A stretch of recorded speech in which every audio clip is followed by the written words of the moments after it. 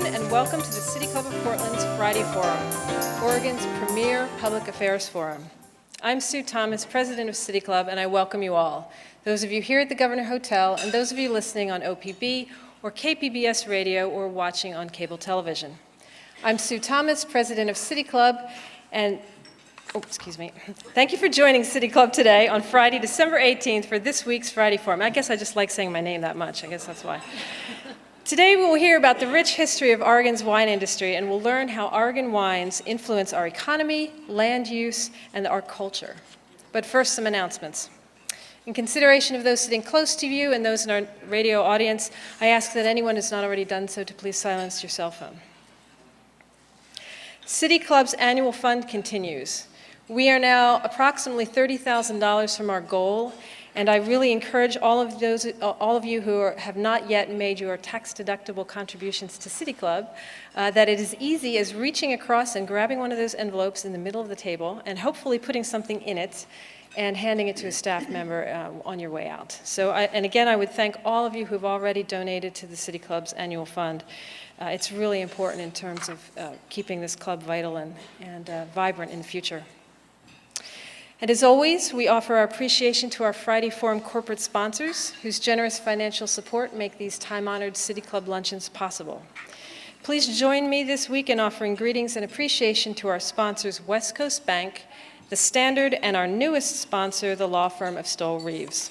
We would also like to thank Willackenzie Estate for donating a tour of their vineyard to our annual fund volunteer who completed their fundraising calls first this year. So there's always a good reason to volunteer. So join me in thanking them.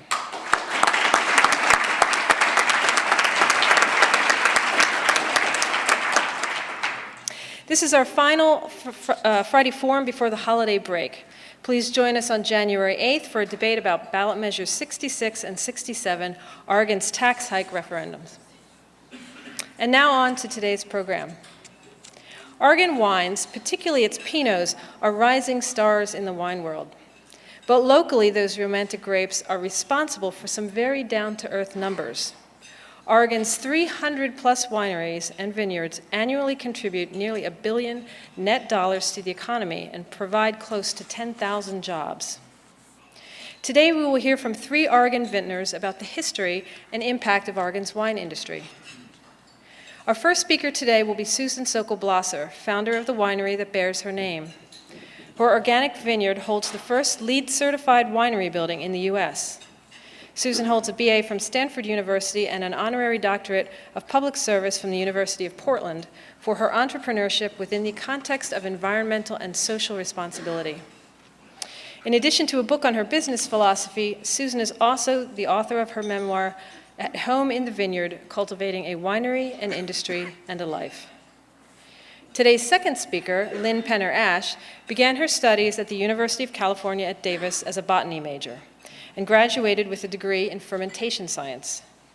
After 14 years of producing award-winning California wines, Lynn left her position at Rex Hill in 2002 to pursue the dream of owning a winery and vineyard. Lynn's sustainable winemaking philosophy comes to life at Penner-Ash Wine Cellars, where sustainable practices meet state-of-the-art design at this Gravity Flow winery. Her winery has been showcased in numerous publications, including Practical Vineyard and Winery magazine. We welcome as our final speaker of the day, Pat Dudley, President and Marketing Director of Bethel Heights Vineyard. Pat left behind an academic career in medieval history to focus on promoting and marketing Bethel Heights Estates grown wines. Pat served as executive director of the International Pinot Noir celebration for 5 years. She's also served on the Oregon Wine Board and currently serves on the Willamette Valley Wineries Association Board. She also sits at the Oregon State Board of Agriculture with a particular interest in forwarding the cause of farmland preservation and sustainable agriculture in Oregon. And with that, please help me welcome our first speaker of the day, Susan Sokol Blosser. Susan?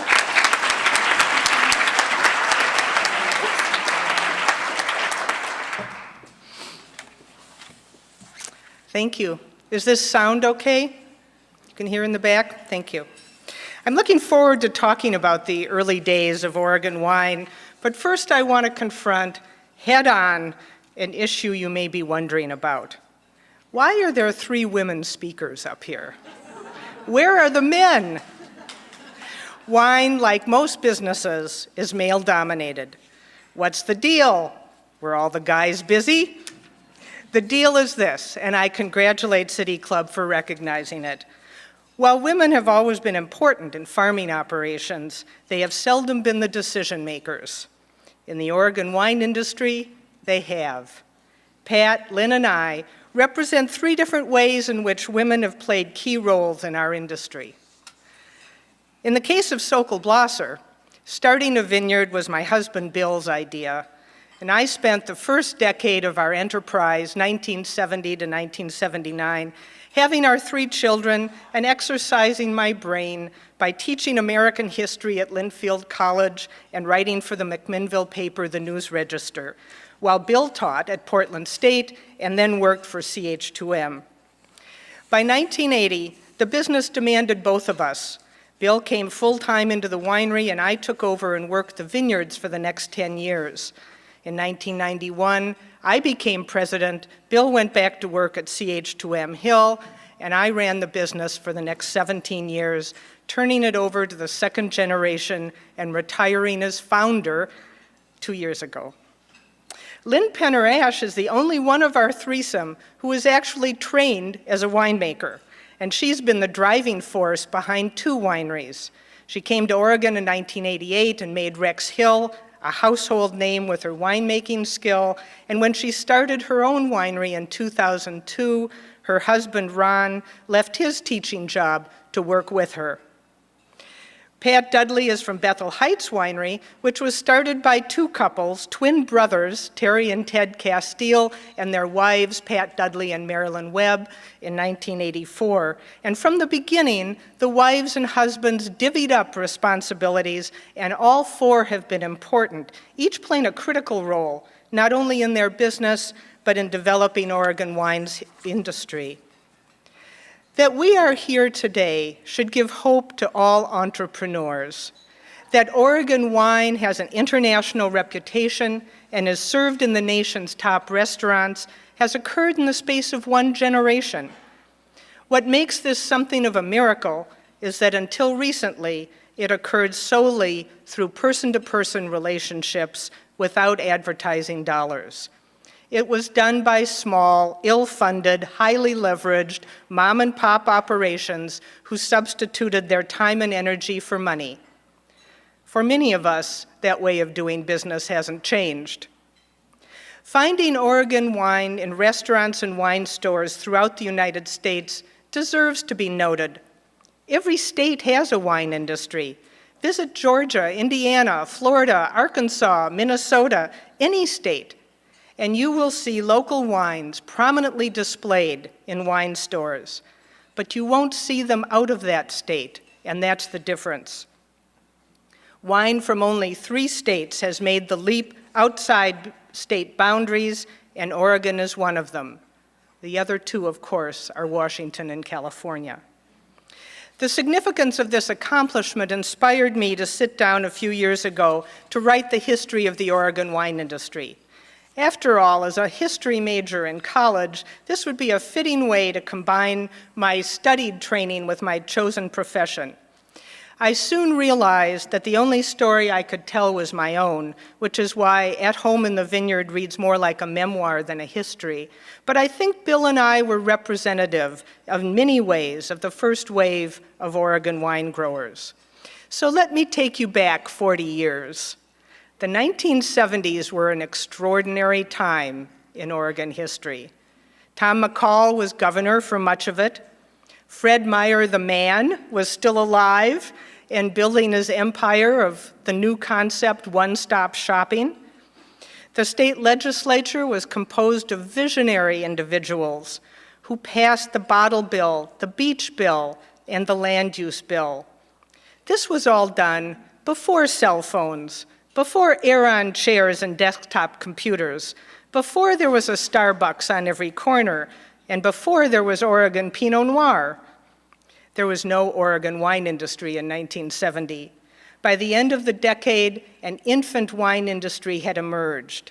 So how did this come about? In my case, the idea of planting a vineyard was Bill's, and he announced it while we were in Pennsylvania Dutch country, driving back to Oregon from graduate school so he could teach land use planning at Portland State. I thought he was nuts. The idea seemed to come out of nowhere. But the more we talked about it, the more interested we got. And by the time we got to Oregon, we started looking for land. As far as we knew, nobody was growing European wine grapes in Oregon. So it was a surprise to find that a handful of other couples were in the Willamette Valley thinking the same thing. You think you're unique, and then find you're really part of a social movement. We were two liberal arts graduates with no agriculture or business training who decided to start an agricultural business. We wanted to grow Pinot Noir, the wine grape of Burgundy, France, which had never done well in the United States. And we wanted to grow it in Oregon, where it had never been grown and which had no wine industry. This would seem like 3 strikes against us, but we had our minds set. We knew we were taking a big risk, but at that point in our lives, we agreed we didn't have much to lose except our time and energy. The challenge of growing something that would add to the quality of life far outweighed the risk of failure. I look back and wonder, what were we thinking? How did we think we could do this? Why weren't people, like our parents, trying to discourage us, telling us we had more guts than brains? Our professors at Stanford had told us we could do anything with a liberal arts education, and I guess we're living proof that that's true. This unlikely story of a 20-something couple with crazy ideas could also be told about Dave and Diana Lett, Nancy and Dick Ponzi, Pat and Joe Campbell, Dick and Keena Erath, and David and Ginny Adelsheim, although Dick Ponzi and Dick Erath had the edge of degrees in engineering instead of liberal arts. We were all young urban professionals, most with small children.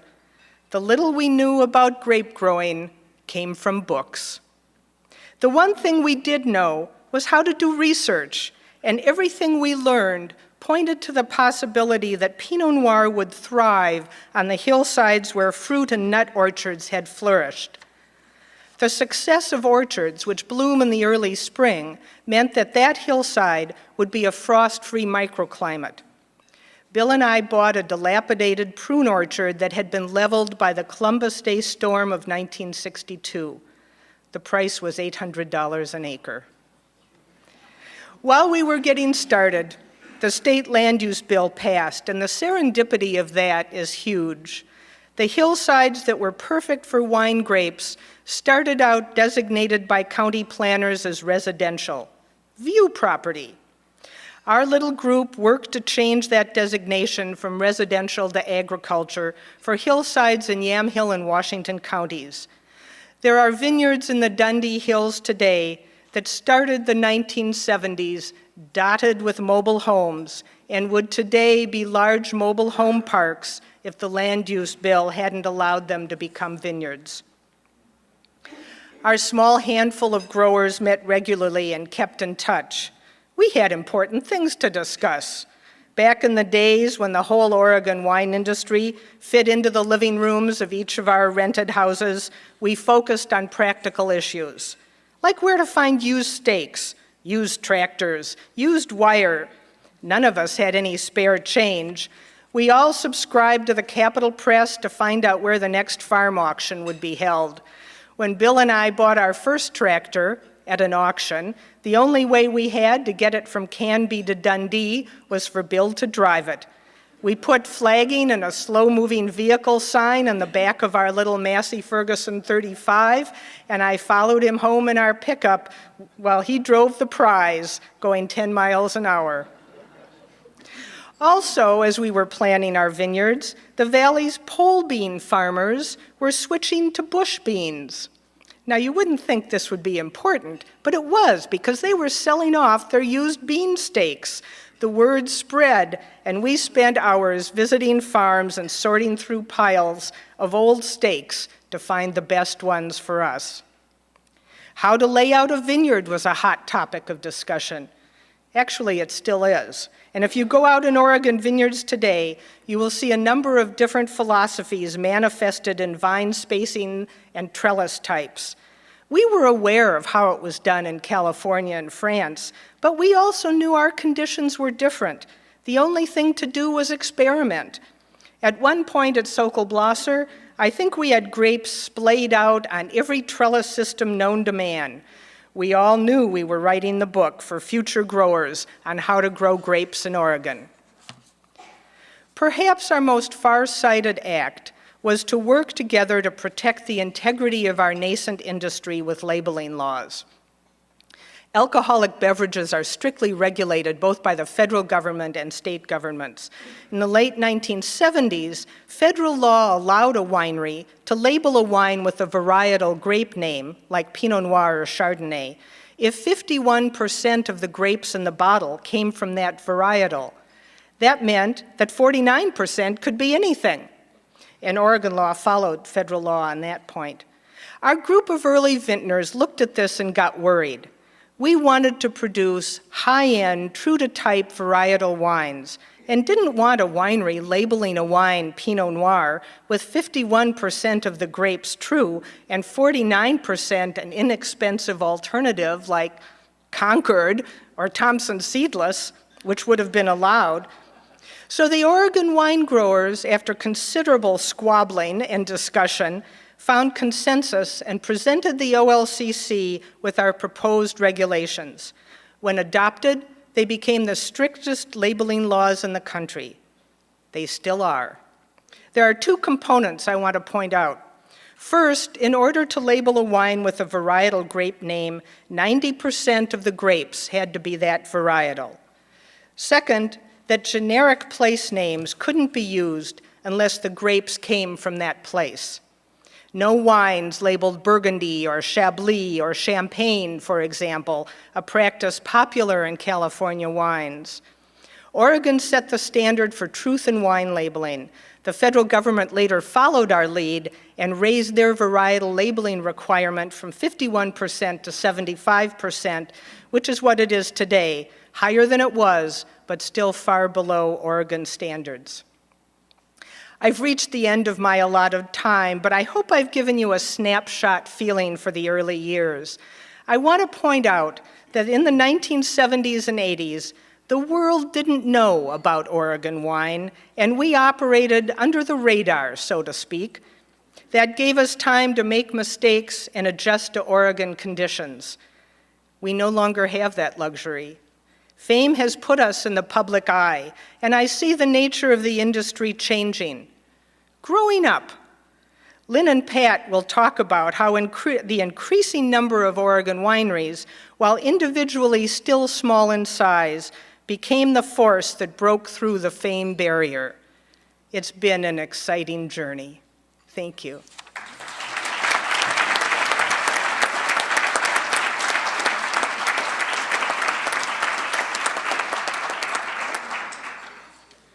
I'm going to speak today more on why is Oregon so unique for Pinot Noir. And I'm going to preface my comments in saying that I'm going to speak towards Pinot Noir because over 60% of the planted acreage here in the Willamette Valley of Oregon is Pinot Noir.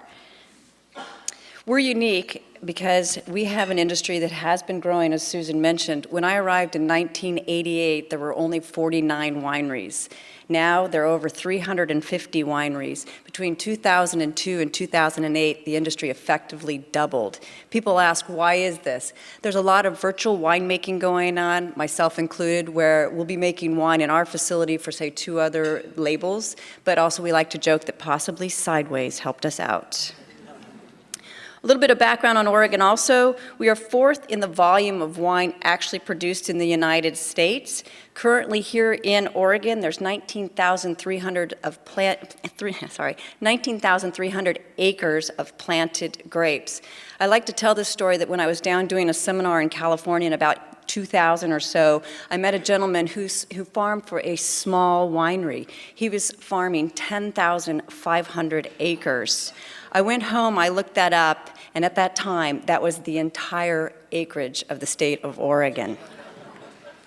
Why are we unique? We're located on the 45th parallel. We like to say it's the birthplace of New World Pinot Noir. It's just north of Salem, if you don't remember the little sign on the side of I-5 there. That does put us at the same latitude as Burgundy. A lot of people like to say Oregon is the same as Burgundy. You're making Burgundian wines. There's nothing that drives us more crazy. We're not Burgundy. We are on the 45th parallel, but I'd also like to note Wisconsin, Maine, Romania, Central Kazakhstan, and Mongolia are also on the 45th parallel. So, why is that relevant? Well, the first thing that makes that relevant is our climate here in Oregon. Due to our location on the 45th parallel, we do get a little extra daylight. We also get a little extra nighttime. I remember when I first moved up here, I called back down to my husband, who was still in the Napa Valley, going, "It doesn't get dark here. I can't sleep." On June 22nd, we get an additional 1.5 hours of daylight compared to our more southern neighbors. But that means our days are longer, but it doesn't mean they're warmer. Our temperatures are cooler at nighttime, so it allows our grapes to ripen very slowly without losing the acidity, the brightness, the freshness. It gives us lower alcohols. This is really important in winemaking because if you have very warm growing regions, the grapes tend to pick up a lot of sugar, and then you get higher alcohol. So in Oregon, we're able to achieve full maturity at lower sugar levels, hence lower alcohols. Pinot does like to thrive on the edge. I like to say the more nail-biting the vintage, the better the wine. We tend to want to grow them so they're slightly stressed so that the vines then put more energy into ripening the fruit or producing something that, say, a bird or somebody would like to eat, hence more complexity of flavor, but they still keep that nice acidity that we're known for. Why is that? We have a very unique area, Willamette Valley. I can't tell you how many times as Oregon winemakers we have to go out and say, it's Willamette, and pronounce that. We usually have another statement there. Getting them to understand, you all know the statement, understanding that even though it's the Willamette Valley, our grapes are not grown on the valley floors. That's our AVA, American Viticultural Appellation. But we're not growing our grapes on the valley floors. It's a unique area for us because the Cascade Mountains protect us from the hot and cold extremes coming from the east, and we have the cooling nighttime breezes coming from the oceans. Again, this is all about keeping the fruit ripening during the day, but not ripening at night, keeping the sugars low, the acidity bright. The wine growing regions are also measured a lot of times in Oregon, well, everywhere I should say, are measured in heat summations. It's a very rough measurement. It has been changing as to how we actually measure our areas. But when people go out and start talking about different regions, they like to compare them. What kind of heat summation do you have? How warm is it? And they came up in the early years of taking the measurement of anything above 50 degrees Fahrenheit, measuring that temperature between basically April and the end of October, and assigning a region to it, like a region 1 would be certain number of heat summation units. So to kind of give you a brief look, Oregon typically falls between 2,000 and 2,500 heat summation units. I got to say, the last couple of years it's been creeping upwards somewhat. We can address that in another session. Burgundy's around 2,300, and the cooler areas of California are 2,800. So you can see we're much cooler than a lot of our southern growing areas. Yes, rainfall is also important to us in Oregon. We all know it rains here. We think it might rain all the time. But what's really important to us as winemakers and wine growers is when that rain actually falls. Though it seems like it's all year, the rain typically doesn't fall during our growing season or the summer months here. Comparing that to Oregon versus Burgundy, we get 40-some inches of rain. Burgundy gets maybe 25 inches of rain, but their rain falls all throughout their growing season. So they have more disease pressure than we would see here because most of our rain is falling when the vines are dormant. And then probably the best topic that we all like to discuss to great detail, and we like to taste the wine to prove that we're right, is the soils of Oregon. The Willamette Valley is very, very unique because of the diversity of soil that we have here. We have a very dynamic geological activity that presents us with very different soils. The deep, rich valley floors, as I mentioned earlier, aren't great for Pinot Noir. It's too fertile. They tend to grow hedgerows rather than producing great complex wines. And then it also subjects the fruit to frost damage. You've got the hillsides that allow the drainage to come down. I'm not supposed to be using visual aids, but I use my hands a lot. As the airflow drains down onto the valley floors, if you had vines planted on those valley floors, that cold air does settle. So we do all tend to plant our grapes on the hillsides, allowing for natural airflow, so you don't have to worry about frost protection. The hillsides that we like to plant our vines are resulted from the volcanic activity that took place some 15 million years ago. And these are the young soils. This is when the Pacific Plate and the North American Plate collided together and buckled and created this pressure, which also created the volcanic chain of hills that we speak of, the Cascade and Coast Ranges.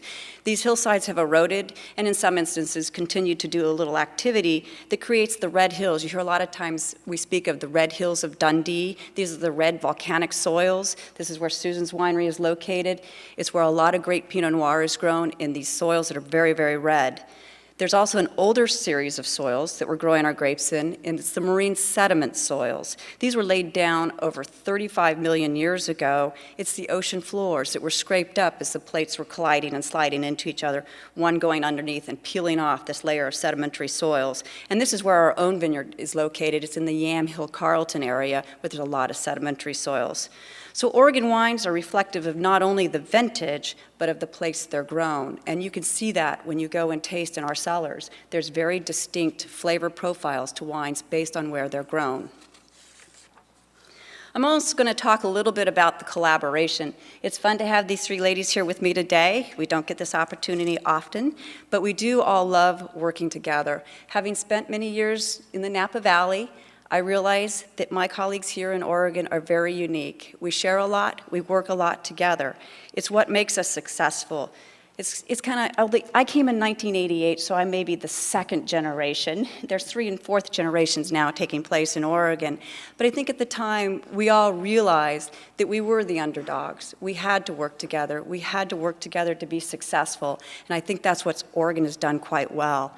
We go out a lot and we'll market first brand Oregon. We talk to people, we speak of Oregon, we tell them the story of Oregon, and then we speak about Sokol, Blosser, Penner-Ash, Bethel Heights. And I think that's a really successful marketing strategy.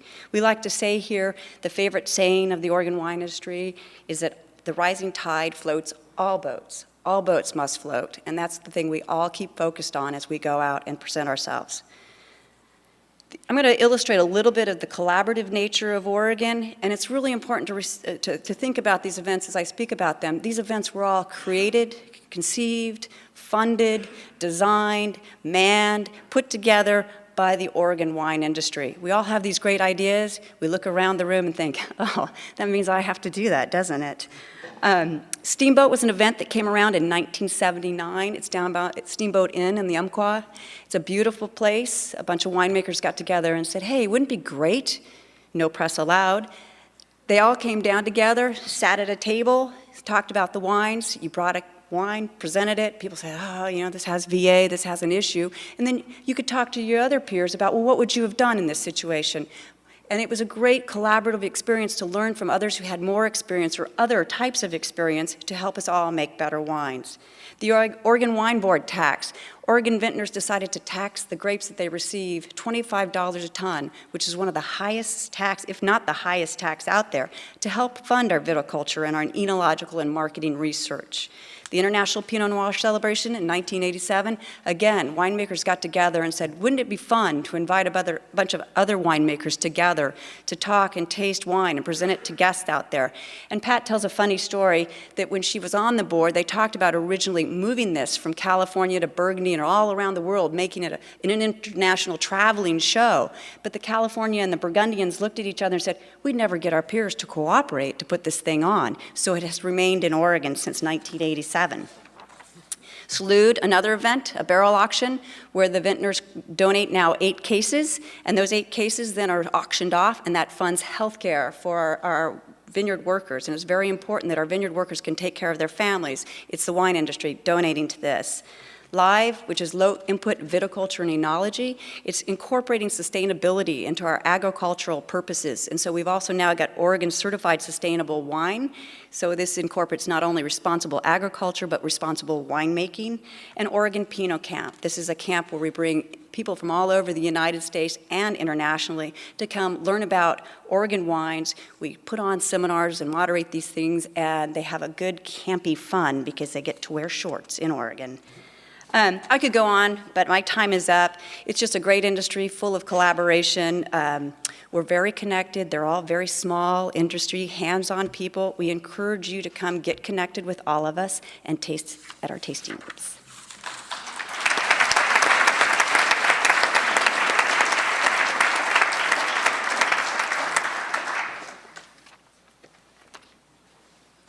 Well, welcome to everybody. It's nice to be here today. I want to say I don't know how they managed to assign this topic to me, economic impact. I had to sit down last night and try to figure out how many zeros there were after a billion. But I looked all this up and I know the answers now, so I'm going to tell you about the economic impact of the Oregon wine industry. Lynn mentioned we have now, as of 2008, 19,300 vineyard acres in the state of Oregon, which is a lot. We've come a long way in a short time.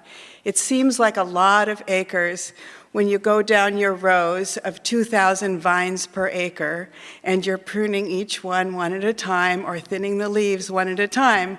19,300 sounds like a lot of acres. But if you were to go up in a hot air balloon, and Ron Pendergrass used to do this for people in our industry, take you up and look down, you would look and see, you'd have to look really, really hard to convince yourself there was any economic impact at all from the wine industry. Because actually, in terms of total agricultural acres in the state, it's less than 0.1% of the total agricultural acres in the state, which are actually 16 million agricultural acres in the state of Oregon. On the other hand, you get coming down in your hot air balloon a little closer to the ground, you get to the Willamette Valley, and it's a little bit more significant looking. It's 8% of the total agricultural acres in the Willamette Valley are actually now vineyards, which is getting a little more significant. But still, you wouldn't say, wow, this is the big industry in the state of Oregon, just looking at that.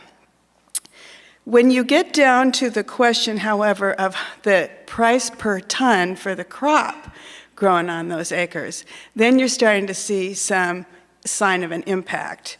Because in the total farm gate value of the crops grown on all these agricultural acres in Oregon, total farm gate value of all crops in Oregon, 2008, was 71 million. Was 4.5 billion. It's the vineyard acres, crops. The tons of grapes were worth 71 million out of that total, which is 14.5%. So we're starting to see where the actual economic impact is coming from, but it isn't really totally apparent yet. Even though the price of Pinot Noir is now at about $2,800 a ton average, which is way more than any other agricultural crop in Oregon, where the real value is coming is obviously from turning those grapes into high-value wine. And then the multipliers start to really roll out.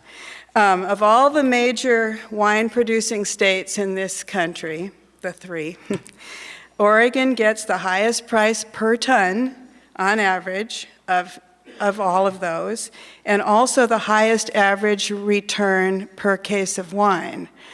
Because we focused on super premium, high-end quality wines, we now have this incredibly high-value industry in Oregon. By getting it right, by the cooperation that allowed us to go from $0 to $100 a bottle now for some bottles of Oregon Pinot Noir, thanks to the and again, it's the cooperation among all of the winemakers and all of the grape growers, too, who figured out they didn't let any vintage go by without learning something really important about how to get it better.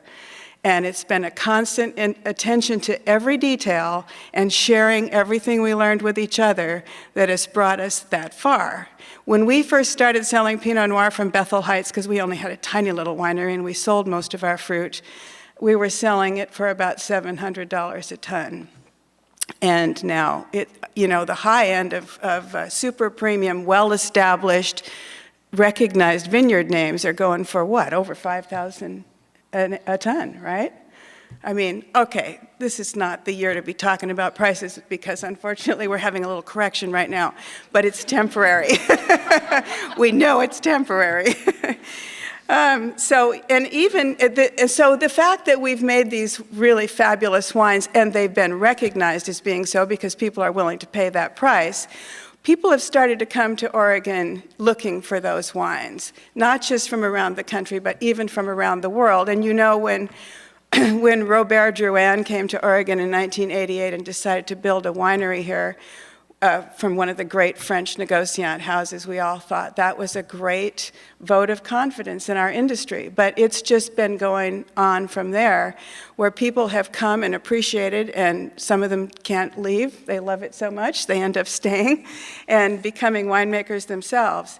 But so the economic impact then is not, it's not just about the revenues, because that's one thing, and it's lovely, but there's been a great multiplier effect in terms of the impact on the rest of the Oregon economy.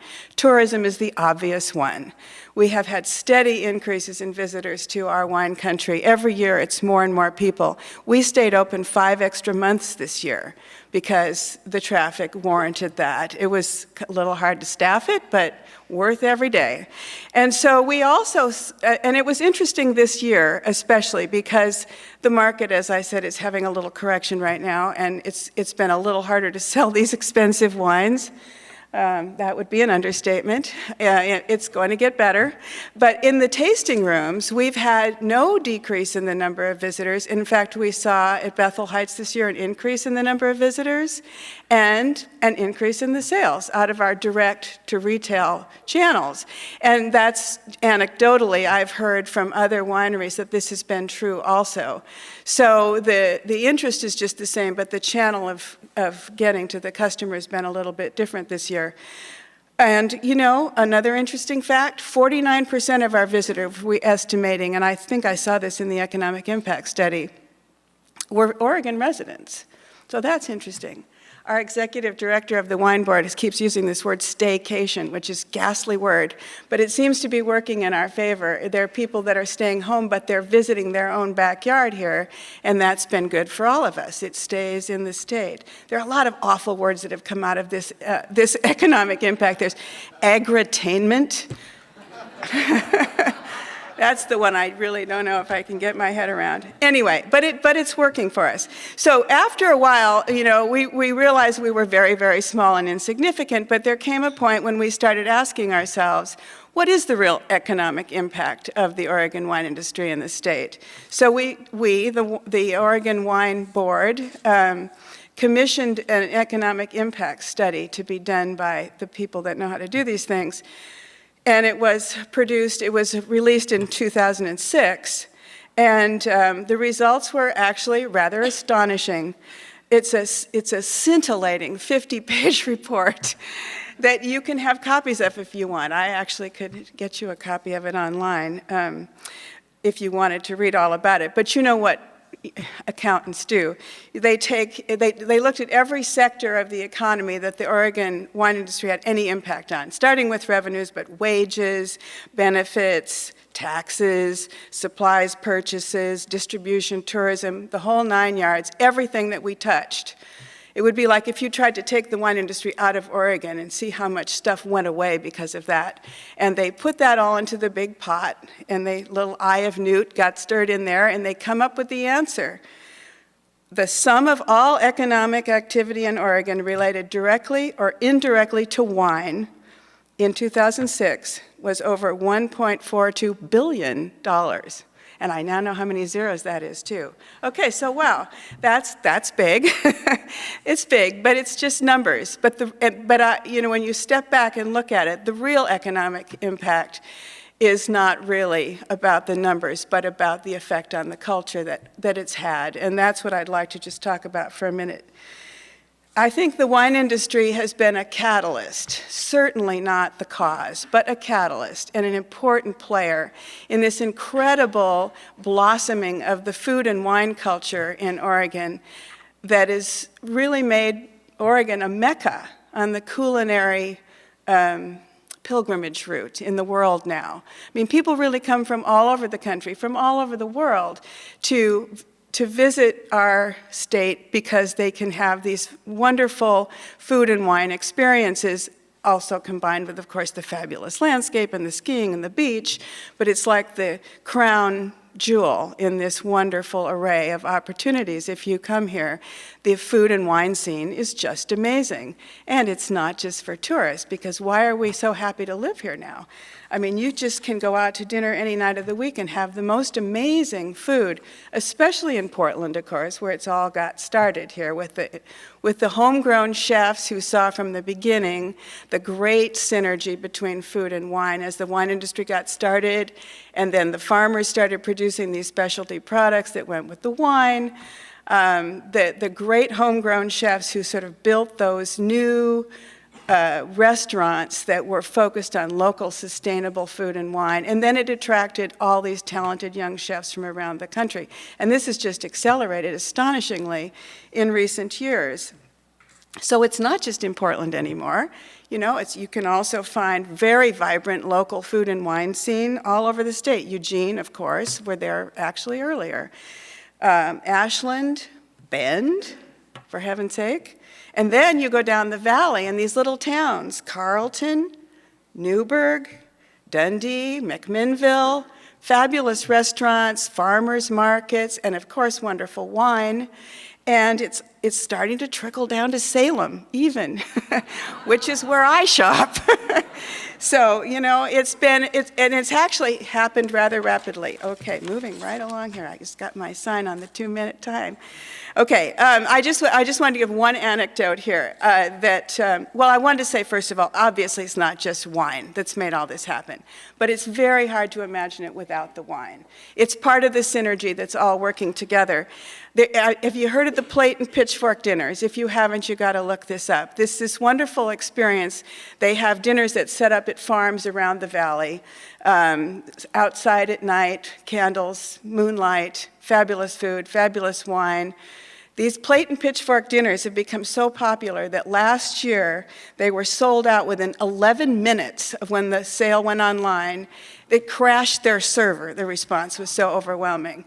So it's not just outsiders, it's our own, you know, Oregonians are supporting this wonderful culture, and it's really encouraged the stability and the growth of the small family farms that are producing these wonderful foods and these wonderful wines. And I think it's just become one of the reasons Oregon is such a great place to live. And the other part of it is, because it's such a good support for these small family farms and these wonderful food and wine industry, it's preserving the farmland from exploitation, as Susan said, or was it Lynn? No, it was Susan. That could have all been trailer parks. The story she told of her family, it could have been Bethel Heights. When we came in and bought this little piece of land, this 50 acres that we got, it was considered secondary land, it was considered low valley farmland, and it was slated to become a mobile home park. And it's the, you know, if you just take the vineyards out again and look down at what this valley would look like if the wine industry hadn't taken root, the residential and commercial development, the pressure would have been way too great to save the farmland. So this whole movement has been very instrumental in preserving this. And it means the support for these wines at these prices and these foods at these prices by us and the people that come here is what's going to save our natural resources for us. It's going to be the clean air, the healthy soils, that wildlife habitat. The bluebirds are living on at Sokol Blosser. It's so great to see them up there. The western bluebird, almost extinct, here it's back. Thank you very much. I've got to stop now, so we have time for questions. Thank you very much.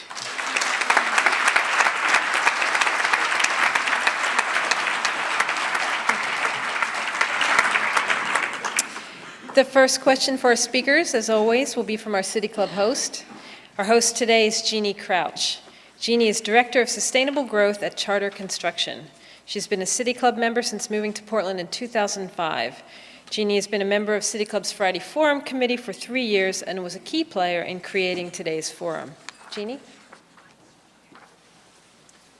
Thanks, Sue. I just want to say thanks again to our three panelists. It was really fun working with you to put this all together, and a pleasure to have people who have really been there from the beginning. Speaking of corrections, Pat, we've been in our own economic correction here for the last couple of years now, and it's really highlighted the fact that Oregon needs to have a more diversified economy and one that can be more robust in economic downturns as well as good times. So I'm wondering, what would you advise our elected officials to do to promote nascent industries in Oregon?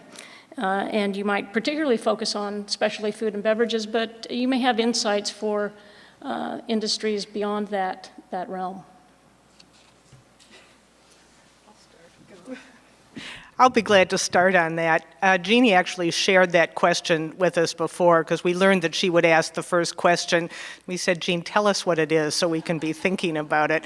And all three of us were speechless when she came out with that. But I can tell you that in the beginning, it was the Oregon wine growers who led the research and who ended up funding Oregon State University through taxes, which Lynn mentioned, to raise the money to do that. The university was way behind us. And then we went to the state. The state and the federal government helped through taxation. Bob Packwood was extremely influential in getting us a small winery exemption. We were all small wineries, so not having to pay federal taxes meant a lot.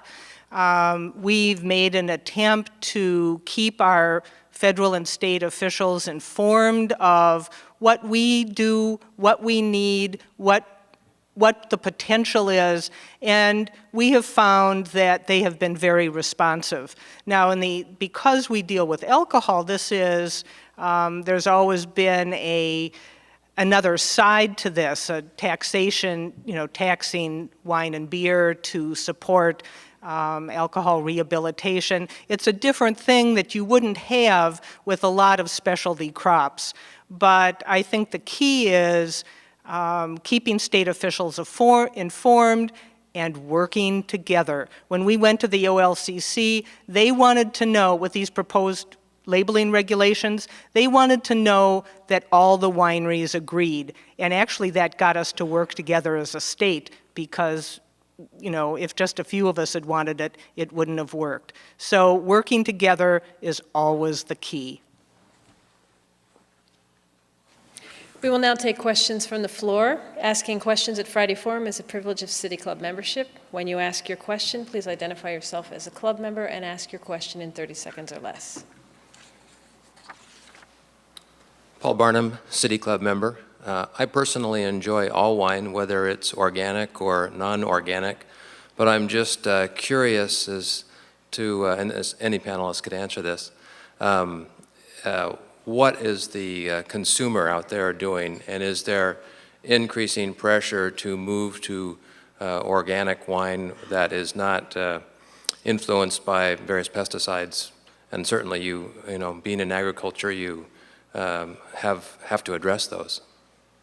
I'd really like to address that question. I think the Oregon wine industry has been really tending to be very sustainable in its approach to agriculture from the beginning. That has a lot to do with the fact that just to make the kind of wines we're talking about that really express a sense of place, you just have to not march all over the place and try to manipulate it. You have to be quiet and walk softly on the earth and let the wines speak for themselves. So it's intrinsic to what we're doing. What's been interesting is that the consumer has started to really ask about that more and more in recent years, to the point where it's becoming worth mentioning. And in order to avoid the pit of greenwashing, which we certainly don't want to get ourselves into, we have actually been very proactive about third-party certification in our industry. 30% of the vineyards and wineries in Oregon are now certified either sustainable under our own program, Low Input Viticulture and Enology, or by National Organic or Biodynamic, 30%. And a whole bunch more are in process of becoming certified. And this is really resonating with our consumers who say they're interested in it. And also, I've had this experience being a member of the Board of Agriculture that's been really interesting. 7 years ago, when I started with the Board of Agriculture, I started, talking about sustainability and sustainable certification, what a great thing it was for the wine industry, and it was like, don't talk about it. Most farmers at that time felt that it was going to make their farming practices too expensive, and that they couldn't afford to do it because all people cared about was price. Well, it turns out that's not true. And the success of the wine industry and of organic foods as well, the rapid growth of all of that, has been an inspiration so that now, only 7 years later, almost every commodity crop in Oregon is starting to talk about doing a sustainability program for their own crops. So I think the answer is customers want it. And I really feel like it's not just because they're worried about, what's going into their body, about pesticides and all that, but a lot of people are just concerned about what we're doing to the planet, what we're doing to our soils. And it's very gratifying. It's fun to be able to talk about this. And thank you for the question.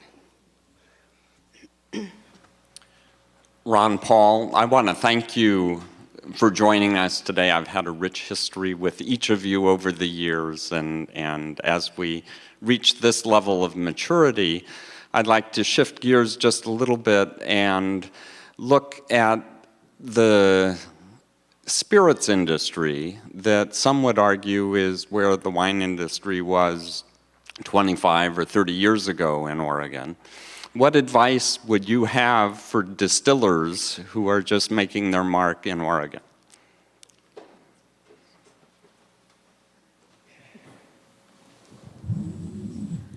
That's a tough one. I just started drinking gin last year. I think, it's worth repeating truly the collaborative marketing efforts. We really didn't have a chance to talk about it, but oftentimes we'll go out. Pat and I have traveled together quite extensively. I've traveled with 5 other winemakers extensively, going out into markets and creating your own market hype. You get out there, you send invites to everyone you know or have met in your travels, but then there's 5 other guys sending those same invites to 10 other people, and suddenly you have an event. And it's been really, really successful for us to travel together in mass, creating energy as we travel and market our product. I want to say just a word about that because I think Steve McCarthy and Clear Creek has done a fabulous job. And, every time I have one of Steve's pear brandies, which I think, if it doesn't work as a brandy, could work as a perfume, it's so incredible. The fruit is there, the opportunity is there, really hampered by the state liquor laws. I mean, they just don't have the flexibility that we have with the wine industry, and I don't know quite what to say about that. But after seeing his product, I'm a believer. There's certainly potential. Kurt Krause, City Club. Congratulations to the 3 of you and all of the others who helped to create this wine industry in Oregon. Well, as we look toward the north, toward Washington State, we see that big money has come in and is putting some things together. What do you foresee for Oregon if we were to see, say, Seagram's or Gallo or other big money coming in here and purchasing vast, combining wineries? Would you see that as being, just what would be your comment, please? I'll start. We each could answer any of these questions, so we're just being polite here to, actually big money is already in Oregon because San Michele bought Erath. And the thing that has happened in Washington, which has a lot of wineries, but it's been dominated by San Michele, which is so large. the story we hear from Washington wineries is that San Michele has been a very good partner to them and really has allowed them to do things that we in Oregon, without that kind of funding, have not been able to do. So, you know, one side of that is that if we get well-funded companies, larger companies, that could be a good thing. It could go any way. But what is distinctive about Oregon, which is not true, could not be said of Washington or California, is that in industry terms, we are all small. We are a bunch of small wineries, and that has given us sort of equal voice. We are not dominated by any one company. Melody Rose, City Club member. I'd like to ask a less esoteric question. I'm curious if you can give me a recommendation. I'll be serving Christmas dinner with the ham and all the fixings, and I'd like to hear what the ladies would suggest that I serve and why.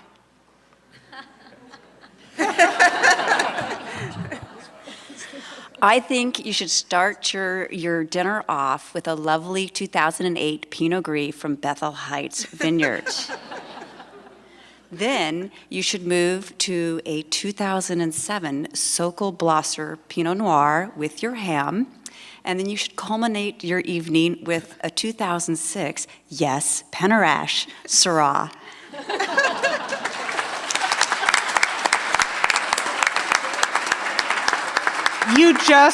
You just saw a beautiful example of wine country collaboration. Ted Kay, City Club member. Would each of you give us an idea of what you think the greatest challenges are facing the Oregon wine industry in the next few years? Okay, next few years, like 2 to 3, yeah? Choose your horizon. Okay, I'm gonna pick the 2 to 3 because we have an immediate little challenge on hand, which has to do with sort of a perfect storm of a huge inventory backup. Well, huge, I don't know how huge it actually is. A big inventory backup due to the downturn in the market. And then on top of that, this incredible crop that we just picked in 2009, it was enormous, and nobody was expecting it. It's very good quality, and we were thinning, and we were thinning, and we were thinning, and then it was just a great big crop. And if one guy's got a big crop, everybody's got a big crop. There weren't enough fermenters in the valley, there weren't enough barrels, there wasn't enough picking totes.